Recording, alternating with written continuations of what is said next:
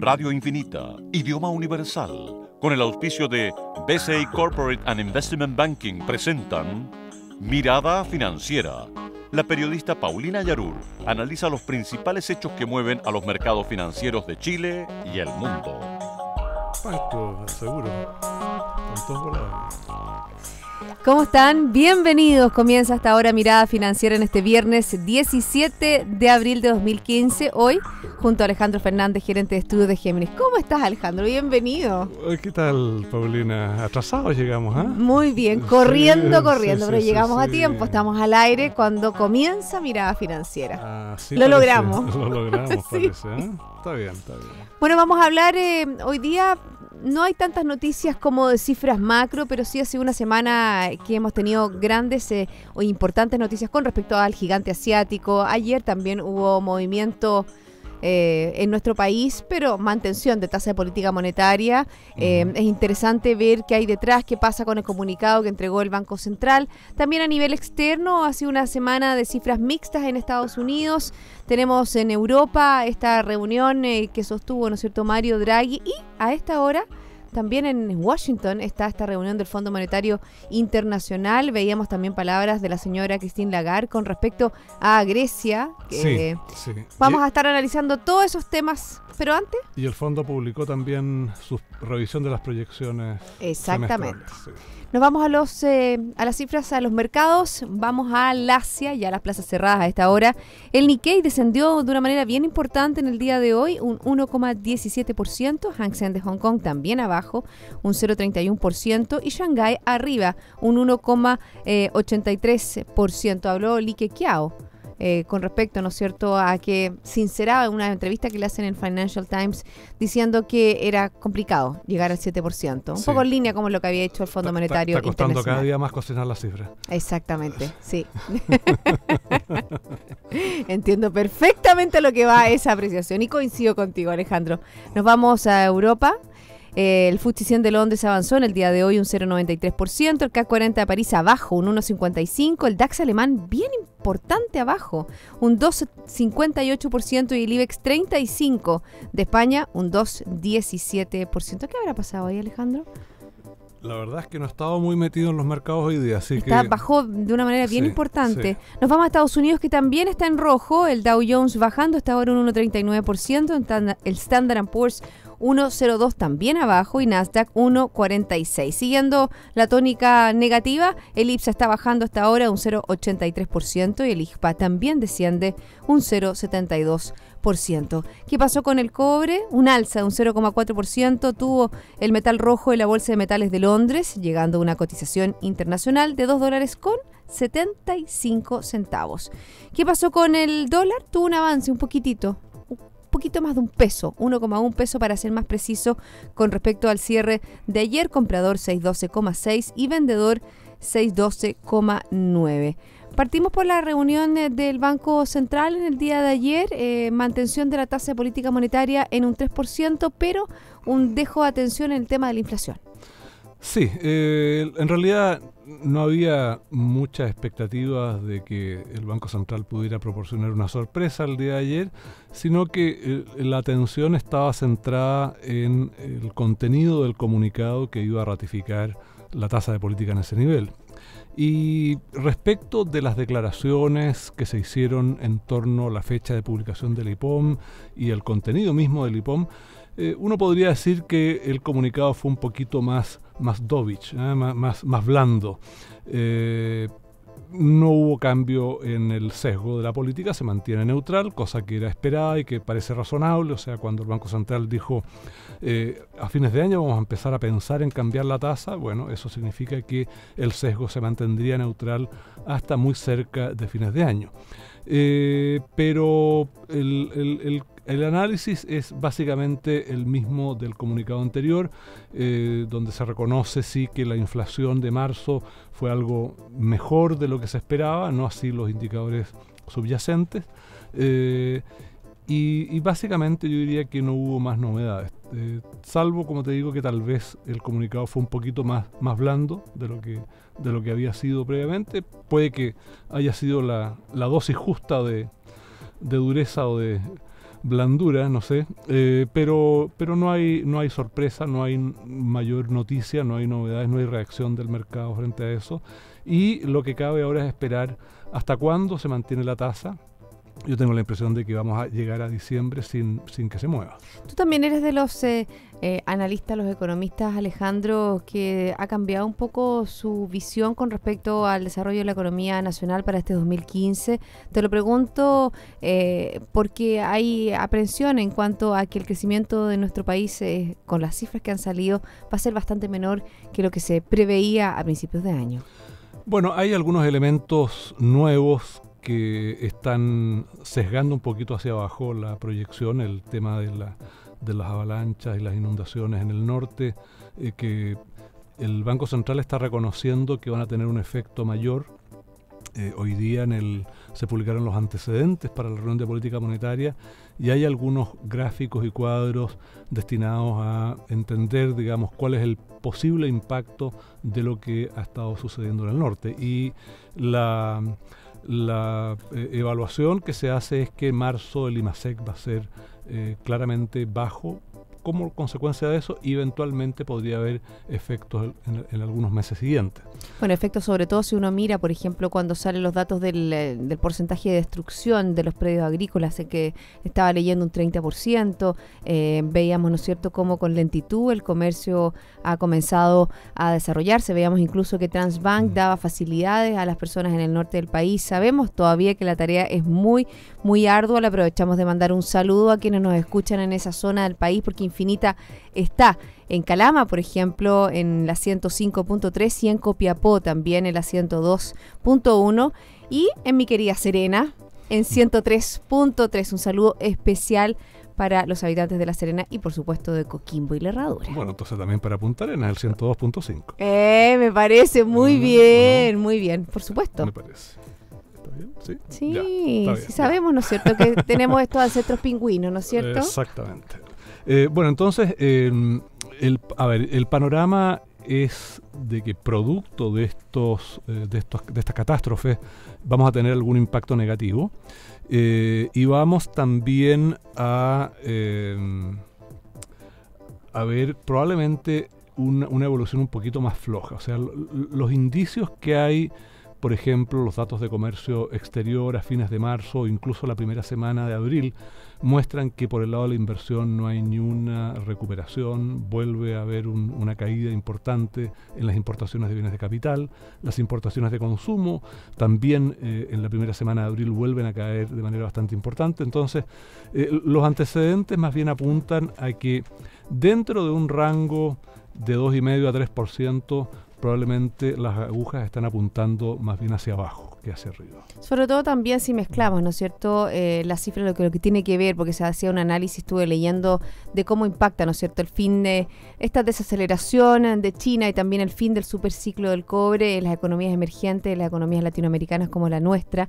Pero también hay un ingrediente adicional que es lo que está pasando a nivel interno. Estamos, por ejemplo, ya discutiendo la reforma laboral. Hemos visto durante toda esta semana cómo han habido una serie de preocupaciones, se han organizado los distintos líderes gremiales, han hecho incluso un video para hablar sobre la reforma laboral. Hoy día, por ejemplo, salía en el Mercurio el exministro de Hacienda, Felipe Larraín, hablando que la reforma laboral implicaría una pérdida de 150.000 empleos en 2 a 3 años. Bien interesante el análisis que él hace, tomando como fuente un estudio que se hizo en Canadá. Se hace un análisis bastante acucioso de lo que implica eso. También, por ejemplo, hoy día un gran empresario como Juan Cuneo está preocupado por el momento que vive en nuestro país.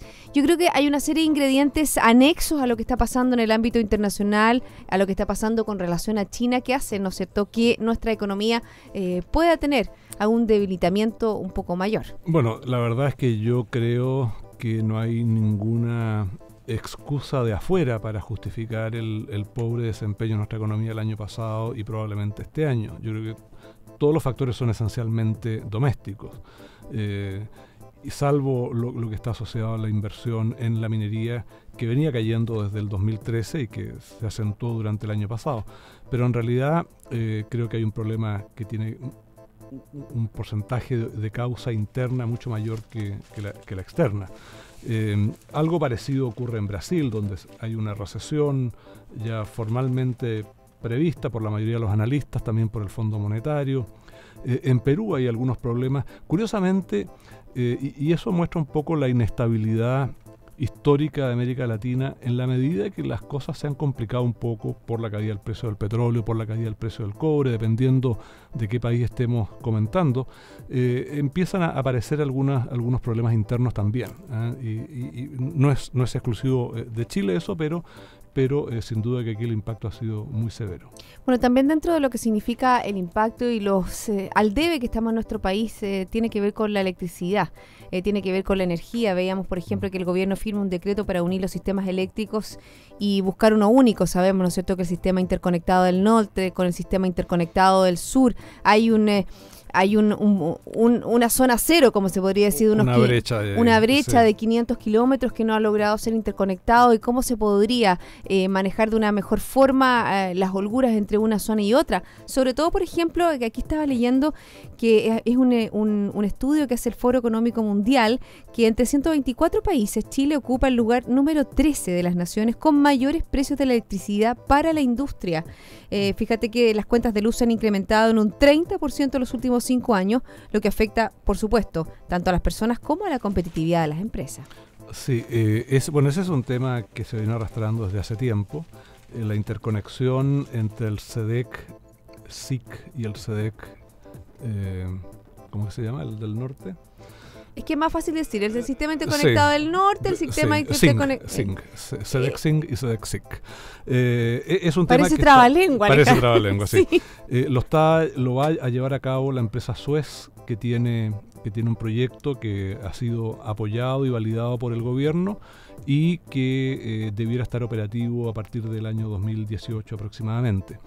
Pero ya que hablaste de tarifas altas en la electricidad, me acordé... ¿De qué te acordás? Me acordé de la petición de un nuevo subsidio para el Transantiago, lo que encuentro que es el colmo, una vergüenza absoluta.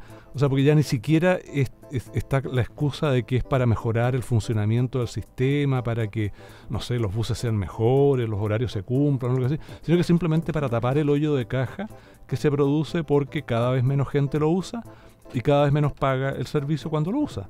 Y se sacó una cuchufleta de que iba a subir la tarifa a 30 pesos, lo que según un experto que leí hoy día no es cierto. Y la única razón por la cual se está pidiendo el subsidio y se da ese argumento es para, que lo aplauda la galería, pero es una vergüenza. Estamos hablando de 13.000 millones de dólares que se han usado para subsidiar la locomoción colectiva.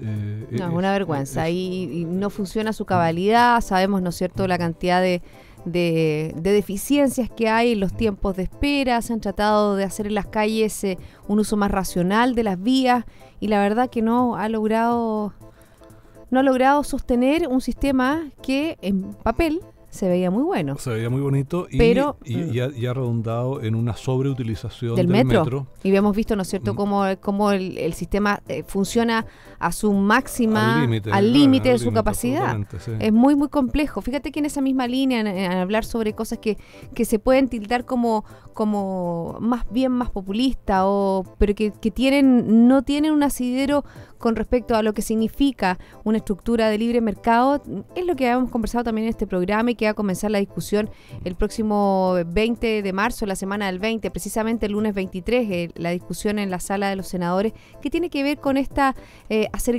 la gratuidad en los estacionamientos. Veíamos, por ejemplo, durante esta semana, yo lo comenté el miércoles, que incluso la Asociación de Urbanistas y personas relacionadas con el transporte decían que esto era un incentivo al uso del automóvil. Absolutamente.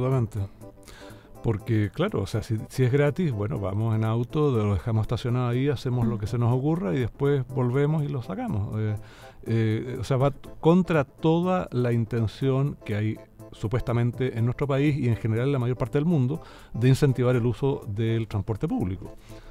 Entonces es una cosa que no tiene ni pies ni cabeza y que además es una expropiación de los derechos de los privados que están involucrados en este tema. Sí, es bien complejo porque esto un poco se suma a numerosos temas que tienen que ver con los proyectos, que se cambian las reglas del juego. Si una persona hizo una inversión, compró un terreno, lo hizo estacionamiento, lo racionalizó, es su trabajo. Es como si de un minuto a otro tú compraras un kiosco, desarrollaras tu negocio y dices, no señor, aquí te lo voy a expropiar y te lo voy a llevar a otro lado. Así es. Es complejo. Bueno, ya son las 2:17. ¿Te parece si hacemos una pausa, Alejandro? Bueno. Yo les quiero comentar que BCI Corporate Investment Banking le ofrece soluciones en corretaje de bolsa, Miami Branch, securitizadora, banca privada, sales and trading, finanzas corporativas y asset management a través de un solo ejecutivo de relación. Vamos, una pausa pequeña y hay más. Mirada Financiera. BCI Corporate and Investment Banking, un socio estratégico con un modelo de atención integral único y un banquero de relación que le entregará las mejores soluciones ante desafíos complejos, con ideas innovadoras que aporten valor y una ejecución distintiva en negocios de gran escala. BCI Corporate and Investment Banking. Sentémonos a conversar.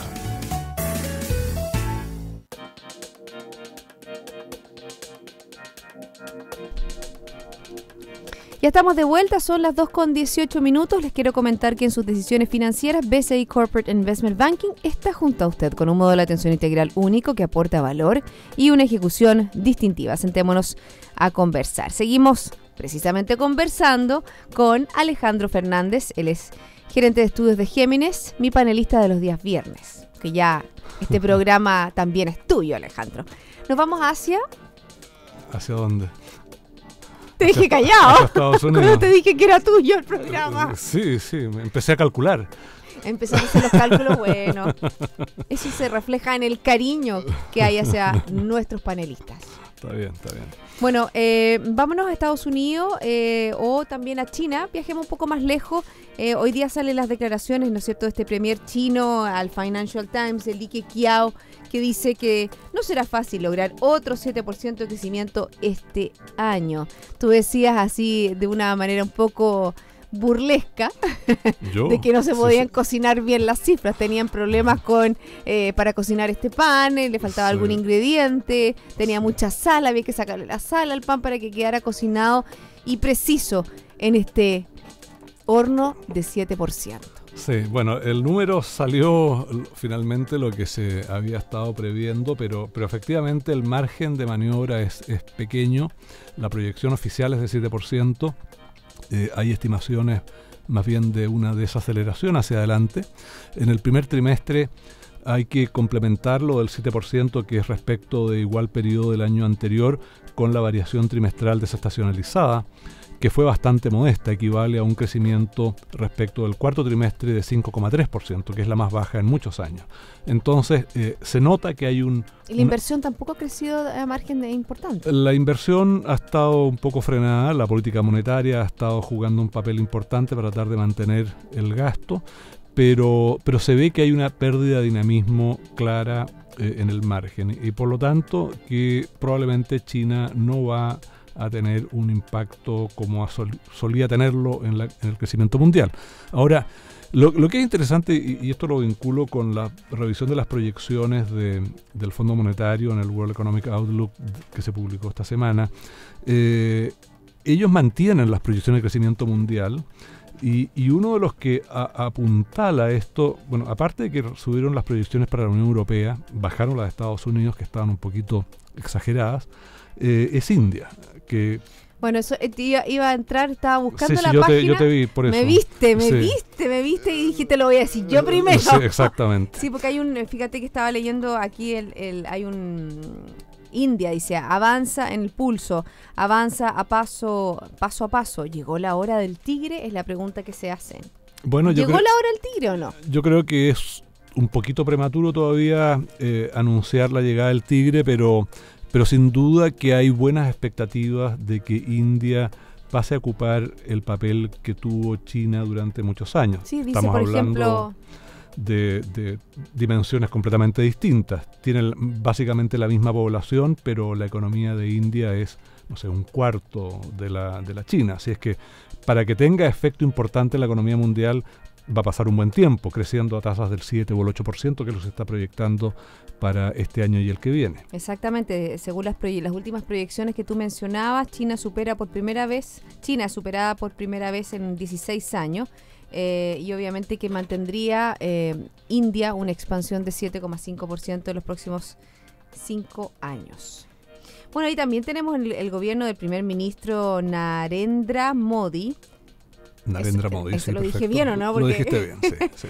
le volvió, ¿no es cierto?, a inyectar impulso a la potencia oriental con sus reformas, incluso el más ambicioso, y aspira a llegar a tasas de crecimiento del 10%. Sabemos que hay muchas trabas internas para el desarrollo de la economía, como tú dices, de India, que le falta mucho que desarrollar, hay muchas trabas burocráticas que hacen o entorpecen el desarrollo de la industria en esa nación. Sí, es una economía que está inadecuadamente complementada entre sí. Recordemos que es un estado federal, India, y por lo tanto hay muchas normas que están determinadas al interior de cada estado, y por lo tanto es difícil realizar negocios en uno y otro, hacer intercambio entre distintos estados, y eso, bueno, aparte de temas de razas, religiones distintas, costumbres diferentes, hace que sea un desafío generar políticas más o menos uniformes que permitan sacar a India de la pobreza en la que está. Tenemos un problema con el sector eléctrico, claramente. Los apagones están a la orden del día. Es muy ineficiente.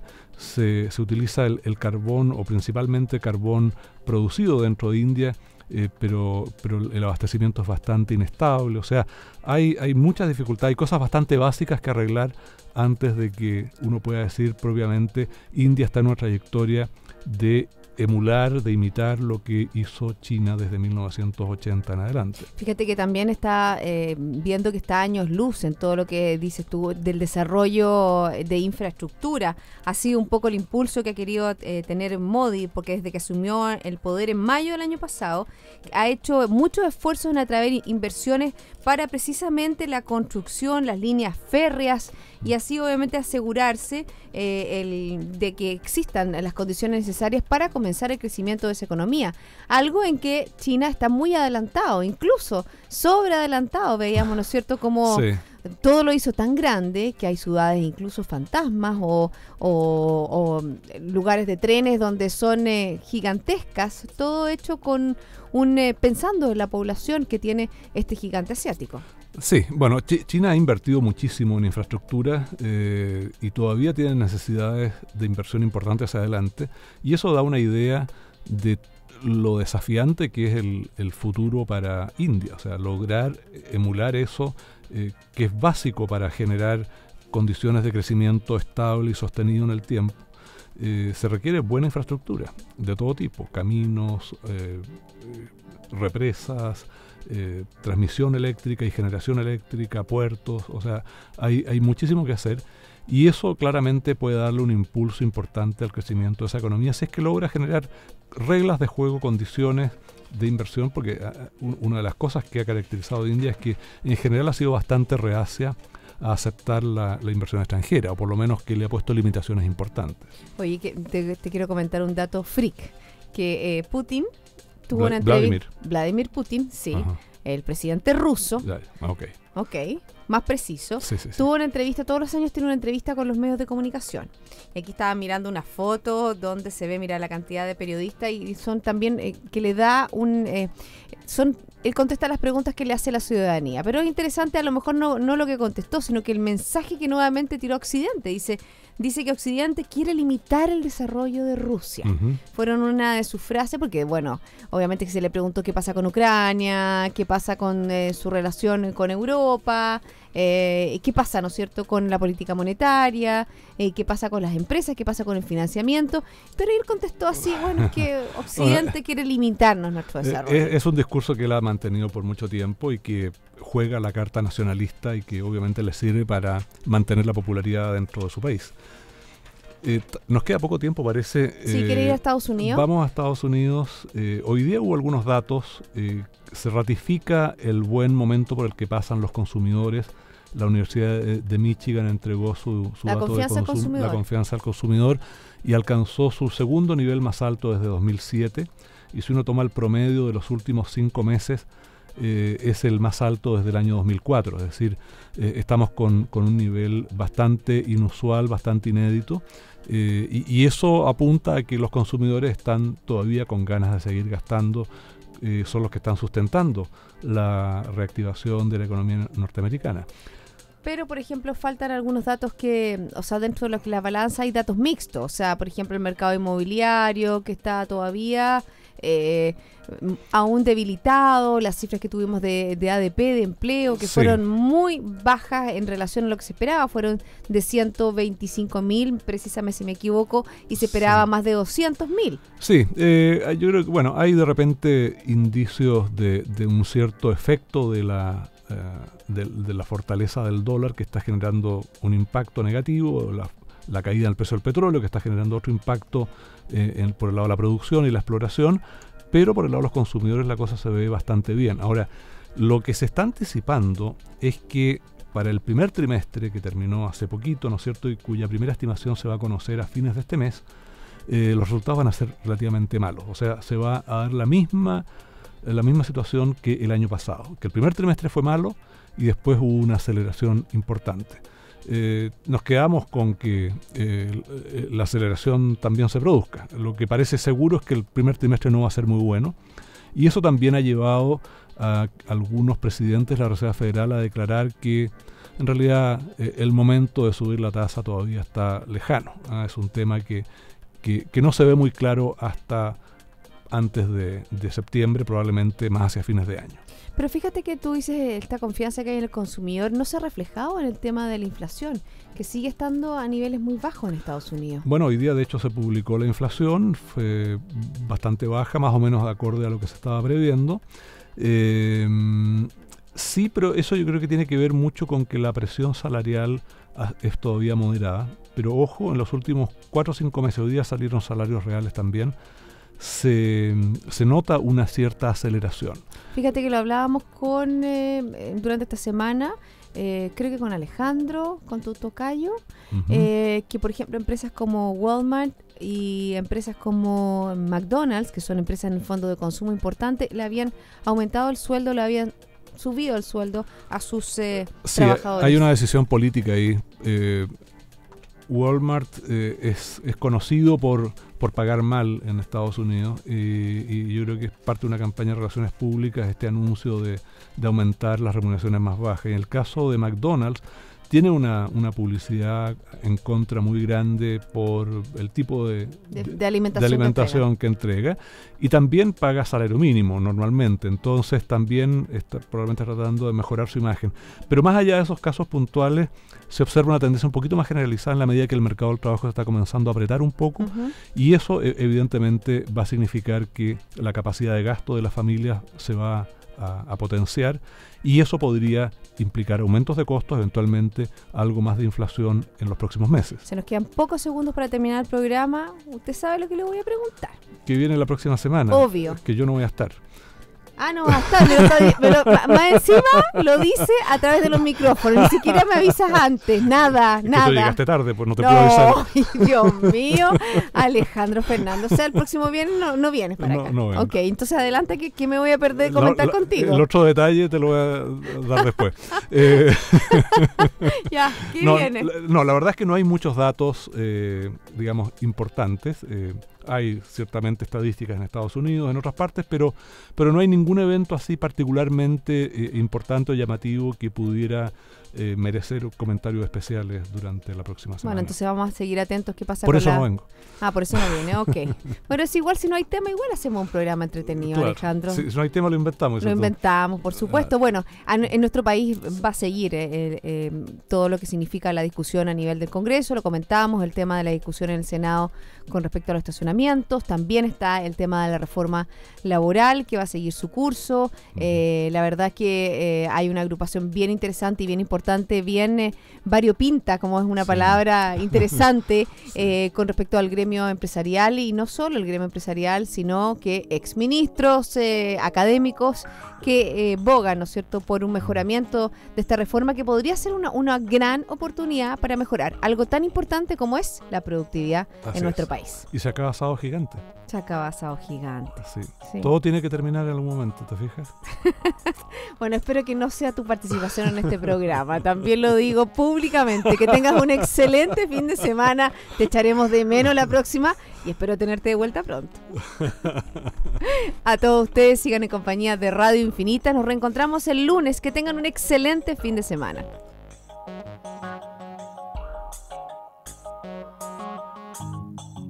Radio Infinita, idioma universal, con el auspicio de BCI Corporate and Investment Banking, presentaron Mirada Financiera, el análisis de los principales hechos que mueven a los mercados financieros de Chile y el mundo.